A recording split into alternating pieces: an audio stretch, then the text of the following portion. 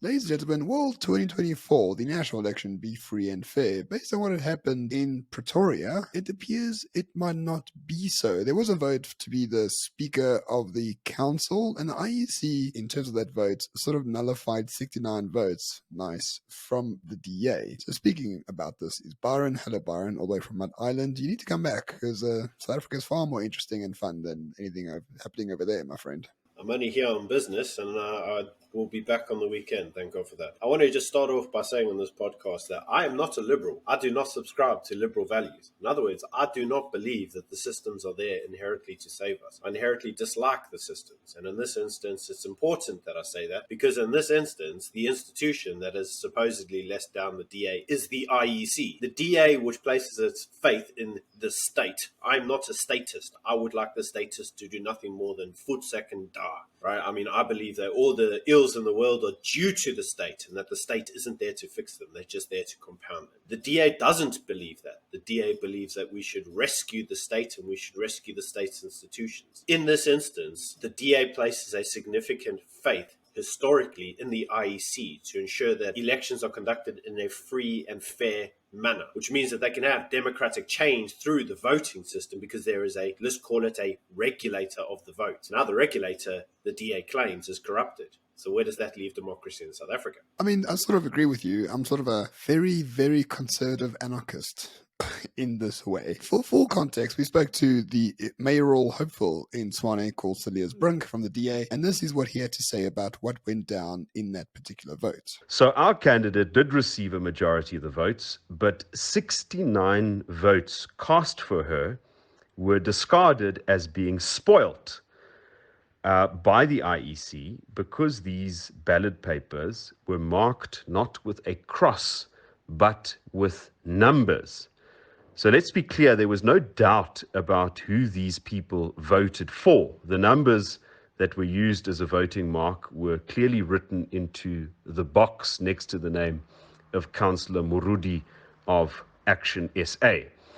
But the IEC argued that because numbers were used, this compromised the confidentiality of the vote, a determination that we do not believe they were in a position to make. In any event, if they believed that the voting process was compromised by the use of numbers instead of crosses as voting marks, then they should have rerun the election, not simply discarded the votes that were clearly brought out in favor of the multi-party coalition's candidate. Let me also just point out that the IEC's own literature show as an example of a valid vote, one where the voter used a number in order to vote. And what is clearly contemplated with the examples of rejected ballots is where the intention of the voter isn't clear, where more than one vote was cast for different candidates, and so forth.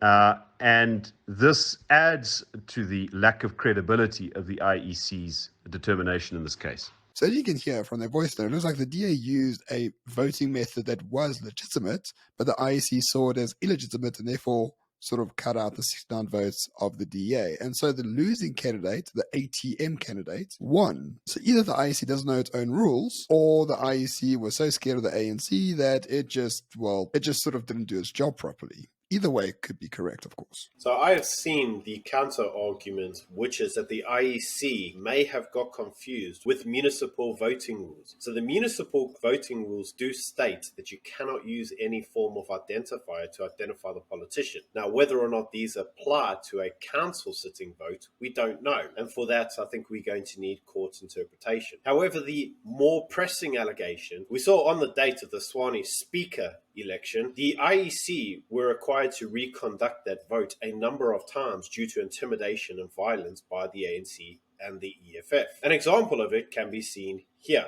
As you can see, the ANC and the EFF is very keen to ensure that a free and fair election does not take place, because in this instance they would lose. The IEC, having seen this occurred throughout the day, had to restart the vote a number of times. And it would appear that by the time the vote was finalized, a method that ensured that the ANC and the EFF did not win was used to disqualify the votes, ensuring that the ANC and the EFF did win. So the question that you should have, dear viewer, is did they do this deliberately in collusion with the ANC to ensure that the ANC won? Or did they do this out of fear of violence and retaliation from the ANC and the EFF? Our view, I think I speak for you as well, Ramon, is that it would be the latter and not the former. We are not suggesting that the IEC colluded to ensure that the ANC won. We are, however, suggesting that the IEC may have done this in order to keep the peace and therefore appease the terrorists. Yeah, and the key word, of course, is terrorists, because that's what the ANC and the EFF are in this particular regard. I mean, if we go back to that clip, they just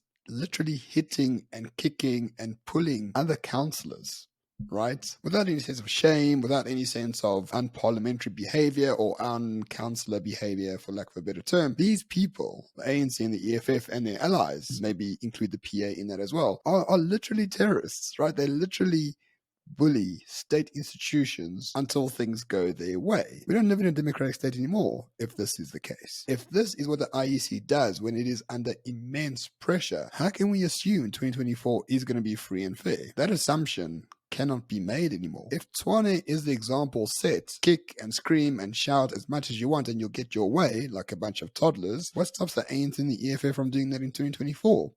Not much. Well, I suppose what stops them doing that in 2024 is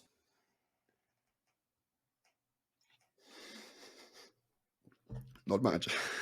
I don't know what stops them from doing this. I mean, obviously there are things that we could say, but they would probably get us referred to the Human Rights Commission. At the end of the day, I don't know. I suppose the only thing we could say is, and something that we have said on numerous occasions, the ANC is tired of governing. I think come 2024, if that occurs and the overall majority of the votes are negative towards the ANC or the EFF, I suppose you could say that they may take their defeat gracefully.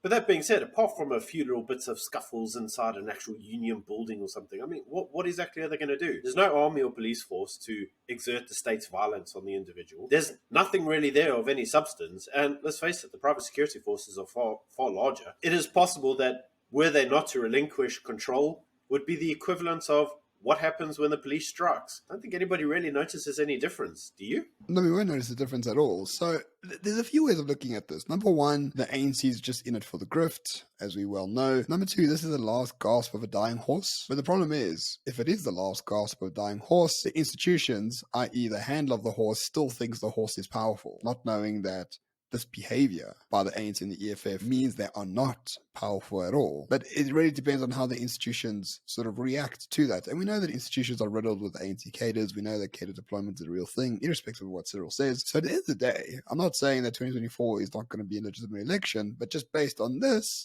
could be the first example where the election is sort of disputed, like other countries in the world. The problem is going to be the DA says that they're taking the IEC now to court to get some clarity on this decision. The problem is that the minute you undermine credibility in the IEC, you undermine credibility in the freeness and the fairness of any form of election in South Africa. So the DA has to kind of tread carefully in this instance. Personally, I have looked at the situation and I am not entirely sure that the DA were faultless. I have looked at some of the rules, I've looked at the voting rules, I've looked at the allegations being made, and I can see the argument both sides. So I don't think it's as easy, cut and dry as is being made out to be. With that being said, I do think that by raising this challenge in court and making it a public spectacle, the impartiality of the IEC will be called into question regardless of how this goes down. And that will have ramifications on 2024. I suppose the relevant question that we have to ask at this point in time, why are the DA still placing its faith in institutions, which we know very well has been captured according to the Zondo Commission? Why is the DA still citing itself as a liberal party that has faith in the state? You know what we really need, Ramon? A good, conservative, Christian nationalist party that takes this country by force. Mr. McKenzie, your move. Well, I don't know if Mr. McKenzie is a sort of Christian nationalist, to be honest with you. I mean, the problem is we do have a lot of Christian, so-called Christian parties. We've got the ACDP based. We like them a lot. ATM, though, is supposedly a Christian nationalist party, and they sort of in cahoots with the ANC. Kate McKenzie wants to bring God back into the schools, but his behavior is a little bit ungodly, if we are really honest. The South Africans say they are very Christian and religious, but when it comes to voting, they are quite satanic, so who knows? People are always surprised by the crap parties that actually vote into power. It's a very weird phenomenon.